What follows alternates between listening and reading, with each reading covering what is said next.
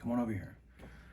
Hey guys, it's Bearded Bricks bringing you guys another video where we're talking about something that a lot of people in the LEGO community are kind of divisive on. It's kind of a controversial video, but we're going to be talking about what happens when people start 3D printing LEGO. I've been working on this video for a couple weeks. It does take some time to 3D print stuff, as it takes time for the machine to actually do its thing. Today's topic is going to be talking about, is it okay to 3D print LEGO? When does it go too far? When does it become a bad thing? And should it be illegal? And I know that this topic goes into a lot of other things. We'll be talking a little bit about intellectual property stuff. We'll be talking about how other communities have dealt with it. And more importantly, is it a problem for LEGO? And should it be something that they should really care about? So, 3D printing. For all you guys who don't know what 3D printing is a process where you take PLA plastic or other variations of it, and you use it to make various toys, nitnoids, household items, anything you can think of. You can 3D print and then sand and paint, and it becomes an incredible hobby, and people make cosplay and weapons and a ton of stuff. I have a whole bunch of files on my computer for my new 3D printer that I bought over Christmas, and I'm going to be making several videos over the next couple weeks just about the process and maybe adding that kind of content to my channel. So I'd love to see what you guys think about this down in the comments below, and let me know if you guys like the video by hitting the thumbs up and subscribing. You know, if you guys do like and want to see more 3D printing content, please let me know. Maybe this is a new branch that I can add to my channel. So what I have for you guys today is I have two LEGO, or 3D printed, I need to say not LEGO because they're not LEGO, and I don't want people to think they are, but I have two pieces here that are not LEGO. And what this is I really like LEGO trains, but LEGO has never made a turntable. And yes, there are mocks with official LEGO you guys can buy online. But if someone that didn't want to buy a turntable or buy the several thousand pieces it would need to make it and cost upwards of $150, $200 to make one, is 3D printing a good solution? And I'll say that there are several things that you can do to do that. So for instance, the reason that why I was okay with printing this, and I'll tell you my stance right now, is I think printing real LEGO bricks, like real sized bricks, becomes a problem for the community. So putting my stance out there initially, I have not printed any LEGO bricks. I have not printed anything with the word LEGO on it. That's where I draw the line, at least on this topic. Obviously I'm jumping ahead of myself, but briefly talking about intellectual property and how other communities have dealt with this. I have not seen an official stance from LEGO about 3D printing. I have not seen them removing files and stuff online. I think that they make too much money for them to care. Obviously, I will amend this video if I do find something, or if later on LEGO does do something about the printing of LEGO. Now, for context, there are people that print custom figures using other like molds and other things like that make custom LEGO figures. There's people that paint over them, there's people that mold over them. A lot of those custom clone sites do that. They use either custom molds to make things, or they get plain cut white versions of those various characters, and then they use their own like 3D, I'm trying to think of the right word, but they essentially print over LEGO figures to make those custom figures using official LEGO parts, which is okay. LEGO's okay with that. Tons of people do it. Doesn't matter.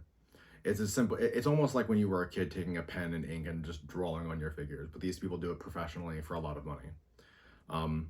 Now, other communities have struck back at this, like with the 40K community, that if everyone here is familiar with Warhammer, those little miniatures that people play a game with, the official Games Workshop account and their whole stance on it is they don't like it. It's not okay. It cuts into their business. Granted, I'm not going to get into the subject of their product and what they deliver with their prices. That's not what I'm here for. There are other people that have done it better than me. But what I will say is, whenever you go to an official tournament with a large army in 40K, it's an army-to-army battle game.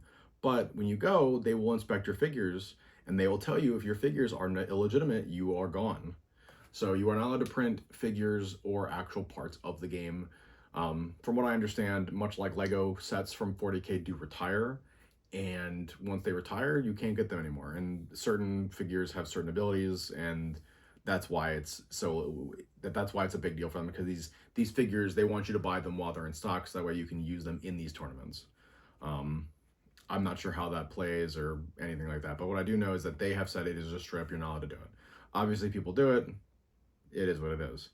Um, my stance on it, as far as what Lego would do, is if it became a serious problem and people were printing a ton of stuff, I feel like they would just start striking down websites. But again, they haven't done that yet. I'm hoping it doesn't get to that point.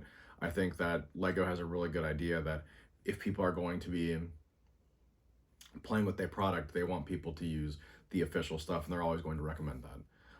But obviously, reason why I printed Lego, or why I built or printed um, pieces that are not Lego for my Lego city, is because there are things that Lego does not make that I wanted. So for instance, this turntable that I have here is two separate pieces that took about 4 hours to print each. So you can say 8 hours to print these, but this is large enough for a smaller Lego car to sit on it. And I have some extra work that I got to do on this turntable for it to actually all fit together, but it's 6 separate pieces. And when you stick them together, you can turn it from inside here, and it just works. Whenever you print something, typically they don't have supports on them, but if they did, you have to get in here with a tool, and you got to pull them off. And once that's done, you can then use it as you see fit. There is a really good chance I may reprint this without supports and see if it works, but ultimately, Lego does not make this piece. Additionally, I have another section of track that I printed that I may put on screen here for you guys to see, but it's a cross track, and it's one of these X cross tracks, and Lego has not made that piece in a very long time. It's almost been, I believe, a decade since they've made that and released that piece. And it was part of the original electric line of Lego sets, and that's when they used powered rail for the train sets. I do think that that was a better time, at least for Lego trains, but obviously Lego has stepped away with that just because it is very expensive to manufacture it. It's cheaper just to use their bare plastic, and they use batteries, and they have been using those for the last better part of 7 or 8 years, I believe. And I made that cross track, and it cost me 70 cents in plastic to make one that is Lego track compatible, and I've tested it with my trains. They all fly across it just fine. There's no issue. Hey guys, so I just wanted to make an addendum to this video that I thought would be really interesting to add as additional content for it. Like I was saying in the video before I cut away, I do think that there is a place for people to make assets and things for their Lego cities or parts that Lego doesn't make, but just to show you what people do when it comes to making stuff, this is Thingiverse, and people make all kinds of stuff that are 3D printing. So they make these wreaths that you may have seen online. They make parts, which I think is kind of a gray area. They make giant, like people, you know, the lightsabers from when you were a kid. I've actually seen people make those flick out lightsabers that are in the Lego style, which is pretty neat. And you just print each one of these pieces, and you put them together, glue them, sand them, and then they're good to go. You know, Lego cookie cutter, toilet roll holder. And you can even sort by, you know, the most makes. Well, that doesn't help. Lego filtered by. I wish you could go by downloads, but unfortunately there is not. So you do like newest. You do Lego. So like people make Jedi Guard, Lego lightsaber handle, Lego Technic case holder, Lego Warframe head. You know, people make a ton of stuff. Bumper train stop for a Lego. So not a incomplete Lego track, but just a piece. This is actually pretty cool. A Lego bridge. So if you wanted to just make the bridge with the supports and then all the pieces that go with it, where it just like has a little piece inside that supports the track, you know, that seems pretty neat. I don't know if they glued it here, but definitely seems interesting. And there's even Lego pieces underneath that allow it to stick to the parts, which is nice. And it just shows you here like what you're getting with this. So it has numbers on the side to show you which height they are. And then obviously the smaller bridge pieces, the leg, and you would just print all of these. You would sand them, glue them together, and then there you go, you have it. Ultimately, I do think like things like this are definitely really cool. You know, you can do Lego text bricks. I was thinking about trying this and doing custom text, like having stuff for me, making like a little stand that I could use and rotate. I think that'd be pretty cool. So I'm definitely gonna be trying to do this, and so then you just download it and it's completely free.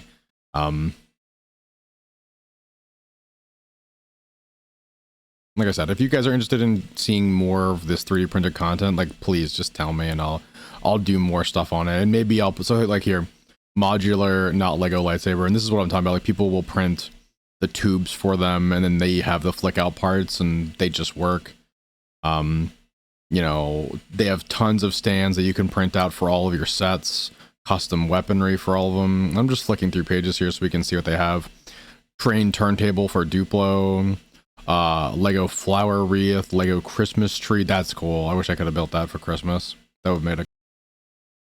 We have... Let me see here. Let's think if there's anything like notable. Mount bricks for Lego compatible wall pins. So I imagine this is for trains. Oh no, it's just for Technic pins that you can use in a wall. I don't know why you'd want to do that because I don't know how that would work like sideways. But, you know, it could work.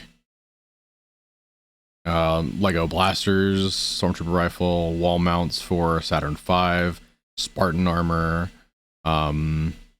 Lego life-size Lego blaster, like the classic one, L block, sword, Loki scepter. Like I said, there are tons of things. Lego Hetzer. Like there are cool things here that people don't make.